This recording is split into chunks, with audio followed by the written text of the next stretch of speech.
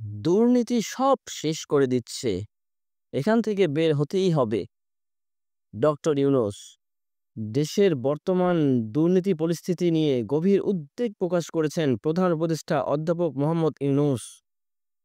রবিবার সন্ধ্যায় রাজধানীর বাংলাদেশ চীন মৈত্রী সম্মেলন কেন্দ্রে বাংলাদেশ অ্যাডমিনিস্ট্রেটিভ সার্ভিস অ্যাসোসিয়েশনের বার্ষিক সম্মেলন তিনি একথা বলেন। দুর্নীতি সব শেষ করে দিচ্ছে।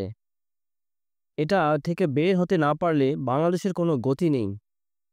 অধ্যাপক ইউনূস দুর্নীতিকে দেশের সবচেয়ে বড় সমস্যা হিসেবে চিহ্নিত করে বলেন, আমাদের সামনে বিশাল সম্ভাবনাময় জগৎ, শুধু আমাদের সিদ্ধান্ত এবং কর্মসূচিগুলো ঠিক করার অপেক্ষা।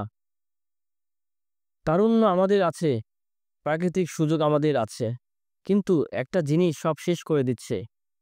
তিনি আরও উল্লেখ করে বলেন যে কোনো সমীক্ষায় বাংলাদেশ দুর্নীতির তালিকায় সর্বনিম্নে। জনপ্রশাসনের কর্মকর্তাদের উদ্দেশ্য করে তিনি বলেন, দুর্নীতি কোথায় কিভাবে আছে তা আমাদের অজানা নয়। এই দুর্নীতি থেকে উদ্ধার না পেলে বাংলাদেশের কোনো গতি নেই।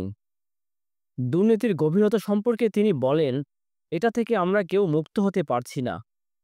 এমন গভীরে ঢুকে গেছি আমরা। দেশকে দুর্নীতিমুক্ত করার প্রত্যয় ব্যক্ত করে তিনি বলেন, অন্তর্বর্তীকালীন সরকার হিসেবে তারা এর সমাধানের চেষ্টা করছেন। দুর্নীতি প্রতিরোধে অনলাইন কার্যক্রম বাড়ানোর উপর জোর দিয়ে তিনি বলেন, যেসব জায়গায় অনলাইন ব্যবস্থা আছে সেগুলো পুরোপুরি কার্যকর করতে হবে। আন্তর্জাতিক সম্প্রদায়ও বাংলাদেশের দুর্নীতিমুক্ত হওয়া কামনা করে বলে তিনি উল্লেখ করেন।